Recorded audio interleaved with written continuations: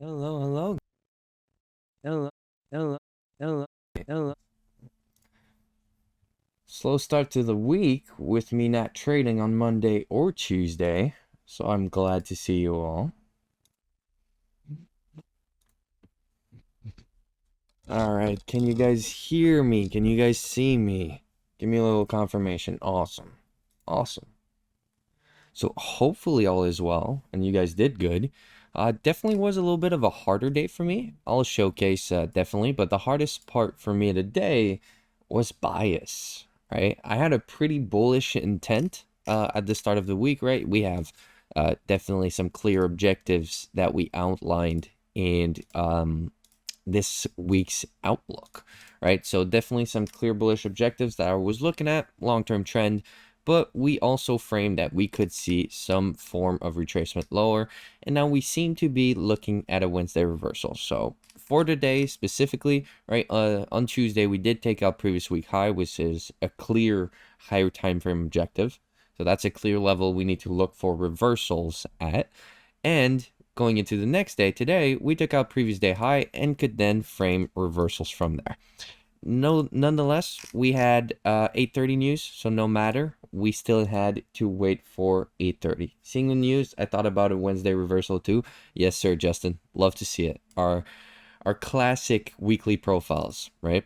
Let me remove those weekly levels now that we are on a lower time frame. I should add some form of minimum there, but sometimes I like seeing my previous week low when we're close on the lower time frame, definitely. But if we're looking at this, you'll also notice I have this blue line. What is this blue line? This is a daily swing point, right? And I'll showcase it here. I believe it is not a swing point on NASDAQ, but it does not matter. I still look at the level just as any level. And in this case, we had some form of higher time frame SMT. So I still kept that in mind, just the divergence of still ES being a little slow to catch up.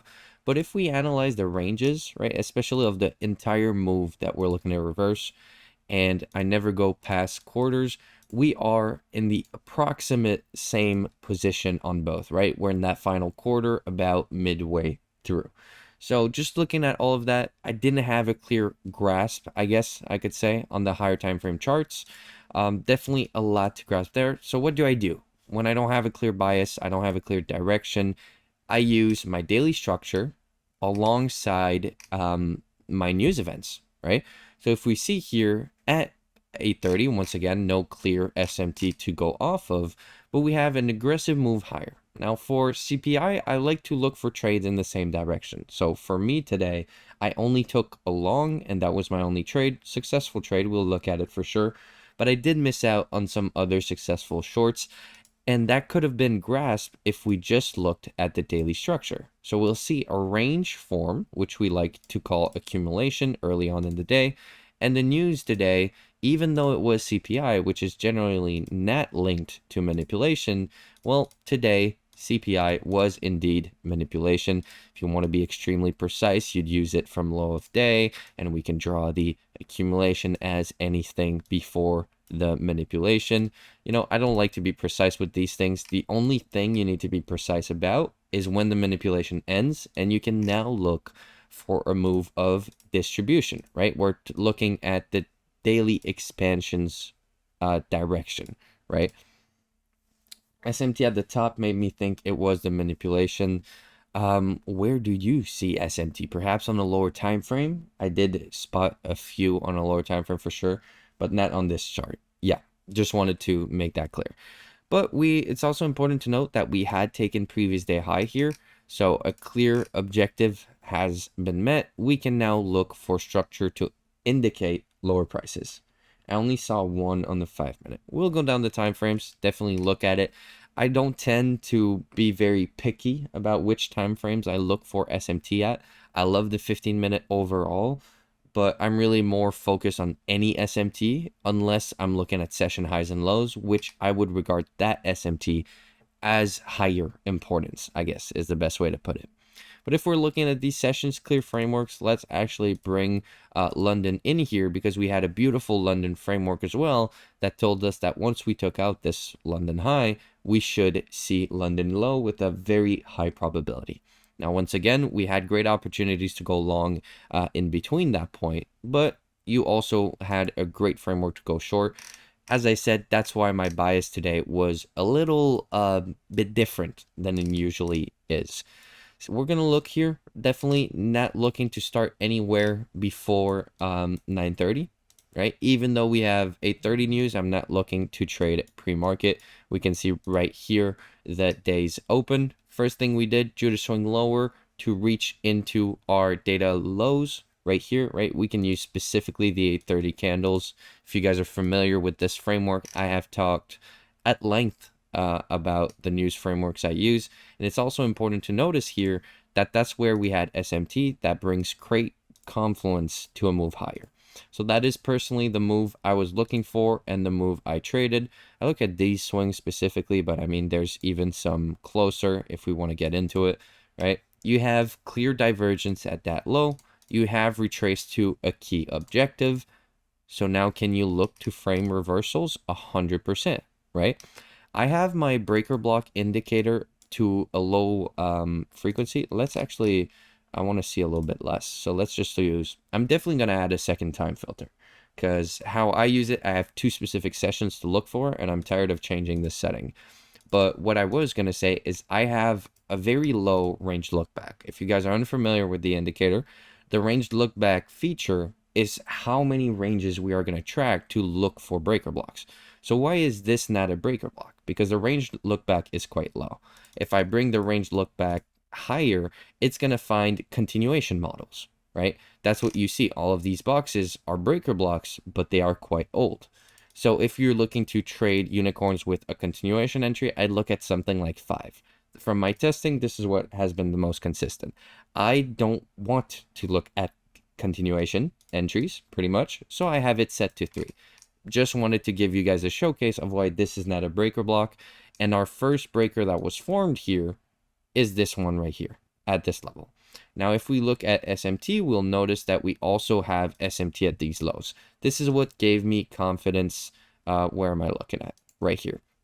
This is what gave me the confidence to go long, even though we already were quite close to the 9:30 open, right? We already had quite an expansion.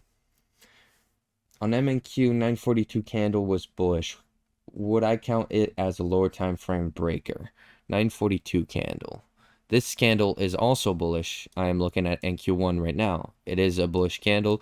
On the lower time frame, this might be a breaker block, but these are not one of the situations where I'd look for a breaker here, since there's going to be a 1-minute breaker right after, right? When I'm looking for a lower time frame breaker, it's when I see price stall after a large expansion opposite to my trade. So if I'm looking for a long and I see an aggressive move lower, and then I see price stall for a while, then I know I'm going to have a nice lower time frame opportunity. Of course, taking into consideration my complete framework, right? Not just the fact that it's stalled there. But in this case, we very quickly went lower, went back up. If you guys are familiar with the term, this is what we'd refer to as a balanced price range. Some people also like to draw them specifically with overlapping opposite fair value gaps, but just this entire range is balanced. I don't want to see us go back lower. And the fact that we have SMT here gives me my final confirmation. As you can see at this point, the breaker block was formed on this candle. This is why I have these little triangles, by the way. These are signals right here. So I like to have them. It tells me when the breaker block is formed. I like to have them for the reviews. I don't have them live because I see it being formed. But whenever we have the reviews or you're backtesting, for example, this is great to have. And now we can see, once again, automatically plotted, beautiful IFVG unicorn. There are no 3PD arrays right up until the breaker blocks and validation point. So your stop goes right here. I mean, from this point, targets are very obvious to me, right? Why? Because it is low resistance until these relative equal highs. So this was my partial. If we also go to a higher time frame, you'll notice that lines up beautifully with our first premium in efficiency. I'll show you guys, right? Always go to the 5-minute to find these objectives. First premium is this order block, but we have equal highs above. So, I mean, if we want to be actually pessimistic, we'd go here. And what does it tell us if our partial does not offer enough risk to reward, right? We're looking at this black line. It is clearly under 1.7R. Well, we go break even. And see, in this case, you would have went break even once we hit this. No scare in the world, you would have been fine. For me, my partial was at these relative equal highs right here. Took a great partial right there, was quite happy. And then I saw price stall going into, I believe I shared this once before. Actually, instead of redrawing, let me just use this. I always use the implied dealing range of the move I'm trying to reverse. And if we reach that final quarter and stall, right? So, and slow down pretty much, because my understanding is once we reach this final quarter, if this is actually the real target, so in this case, it was data high. If this is the actual target, it should go to it right away, especially with all the low resistance we had here that we could just run through.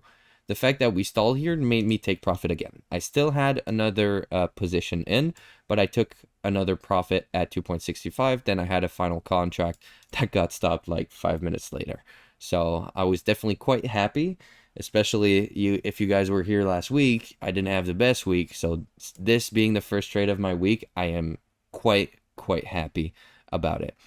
And just to pre-fire some of your questions, perhaps, I would not consider any sorts of shorts before then, right? Definitely after, we have some great short opportunities that we're going to look at, but I would definitely not look at any other trade other than this long.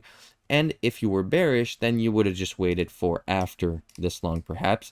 Anyways, we're seeing all the breakers right now, and the first bearish breaker that was formed in the New York session is this one, which didn't even give you a unicorn. As you can see, the indicator does not even show a unicorn for this breaker because there are none, right? So definitely no setup to go short until then. If you did go short, definitely something to review. Curious why data high was still a target after ES took the high pretty early. ES, oh, with the SMT, you mean? Yeah, we can look at this 100%, but SMT is only temporary, especially when I'm looking at 1 minute SMT. I don't put much importance to it after the fact. It's mostly while it's forming. So at this point in time, this SMT tells me that we are now ready to go up. It's all about timing. But if I'm here now, well, this SMT, I don't care much for it. What I now see are relative equal lows. I'm still seeing the liquidity below this low. This is how I personally interact with SMT, specifically if we're talking about 1 minute SMT. So yes, even though there was SMT at these highs, it is still a target. And if you want to make it simpler, you could use this target, which is still free on ES.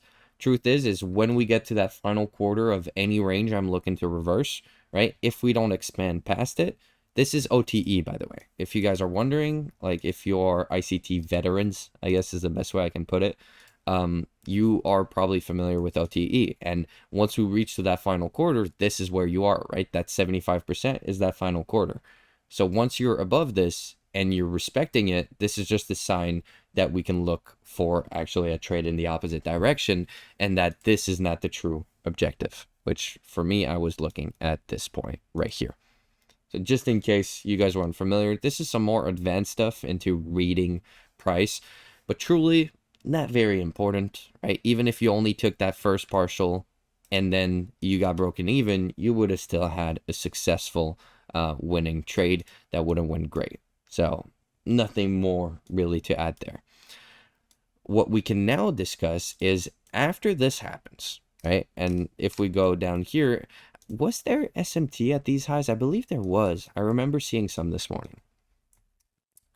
Yes, let me remove the candle ranges for previous day high and previous day low so my chart can sync up a little nicer.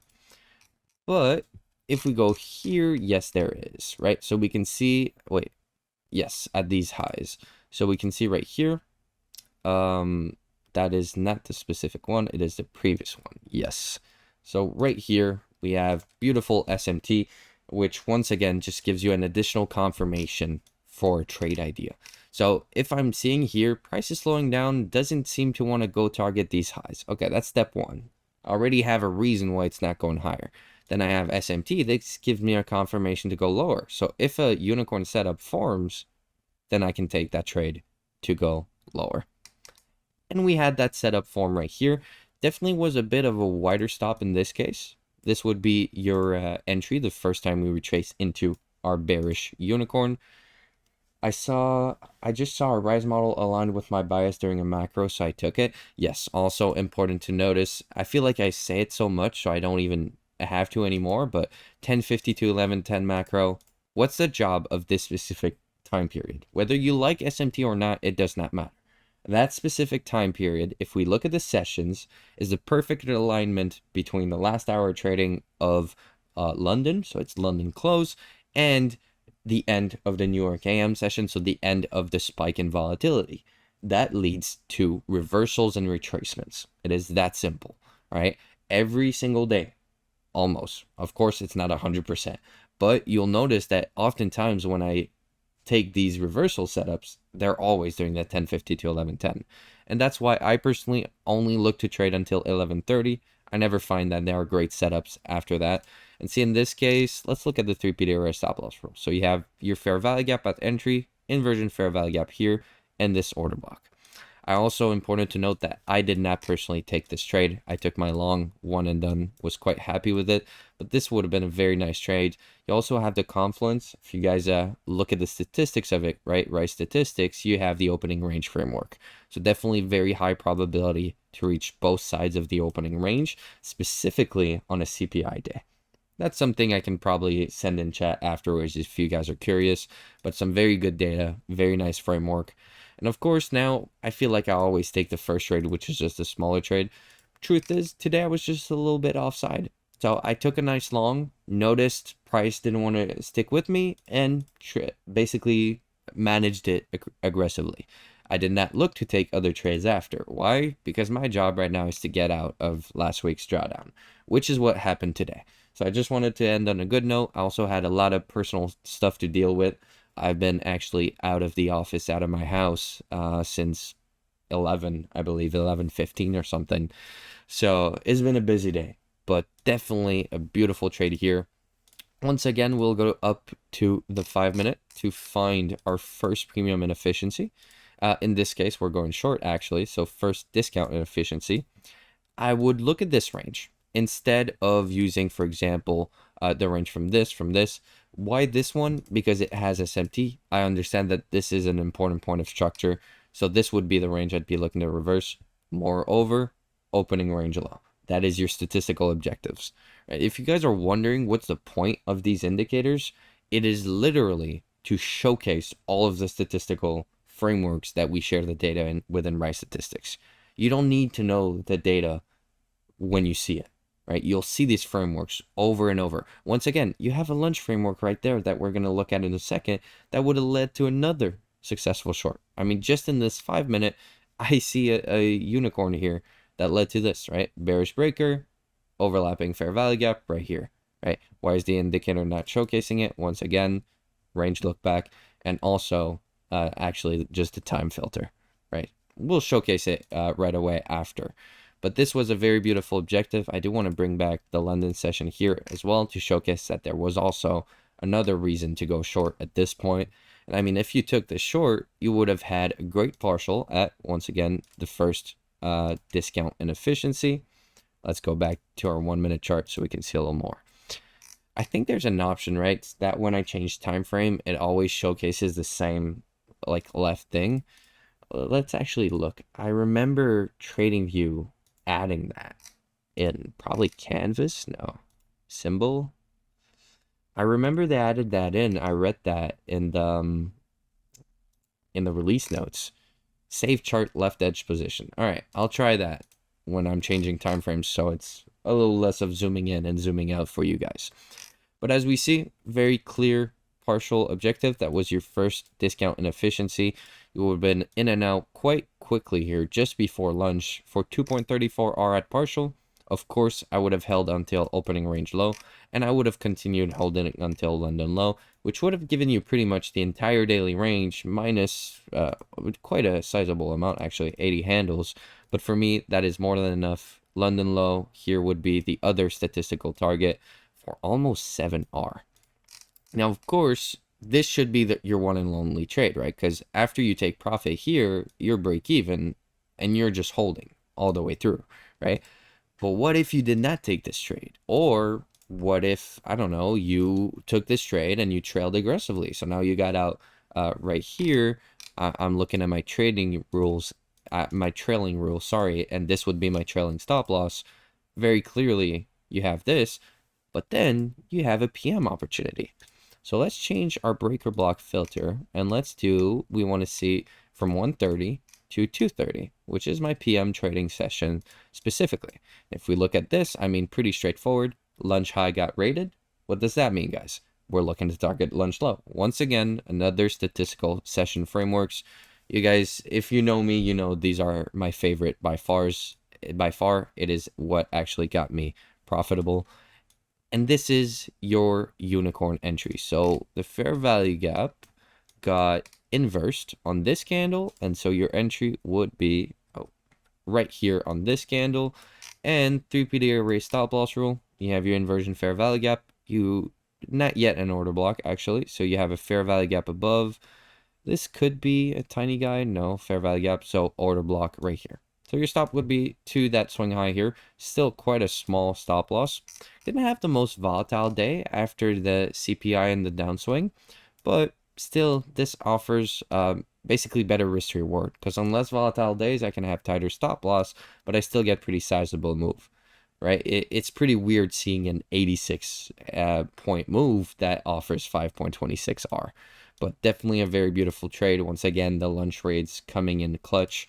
We can look for a partial objective. You guys are going to get tired of it at this point, but it's the same rules always. I'm looking at this. Oh, well, actually, I'm saying always, but we're going to see a difference here. Yeah, no, never mind. Well, yes, because actually, since the order block is next to a fair value gap, I use the entire candle. So in this case, your first discount in efficiency would be this liquidity.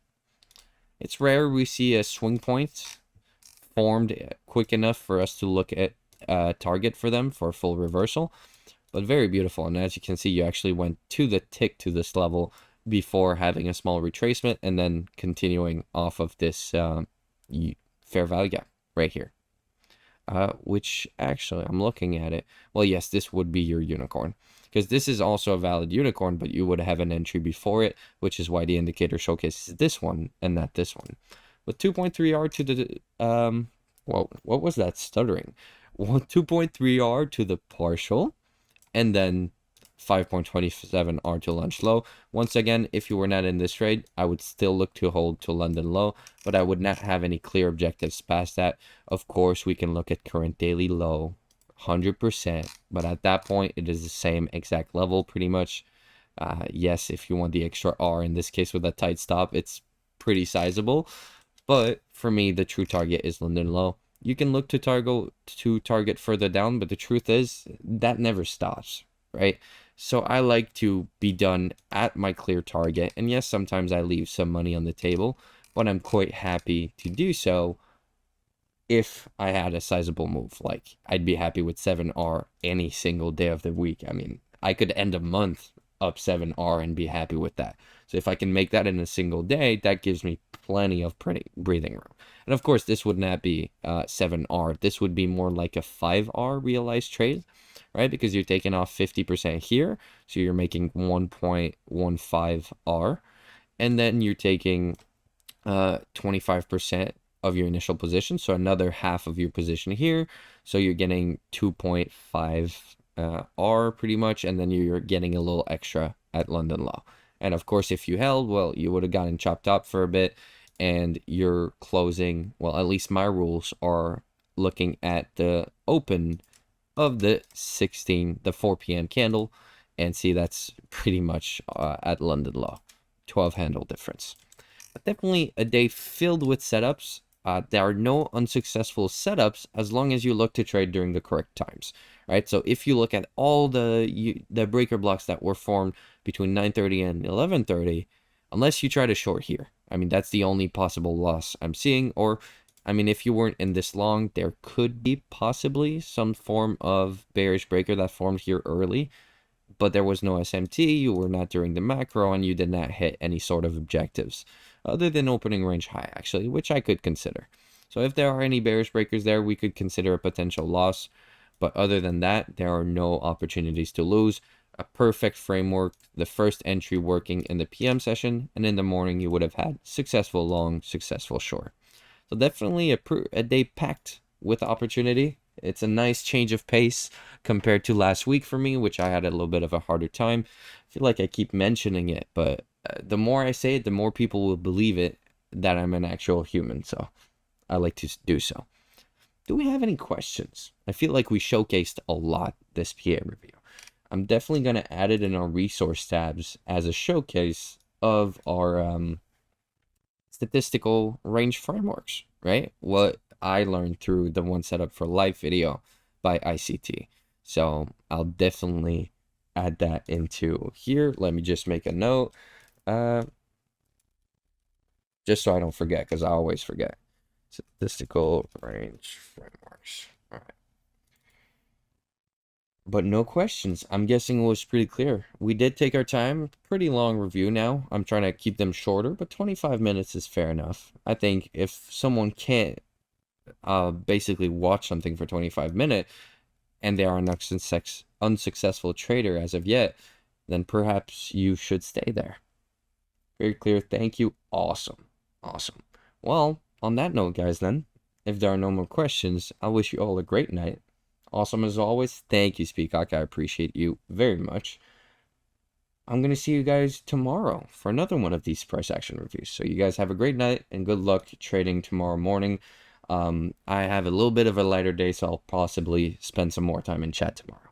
See you all there. Bye, guys.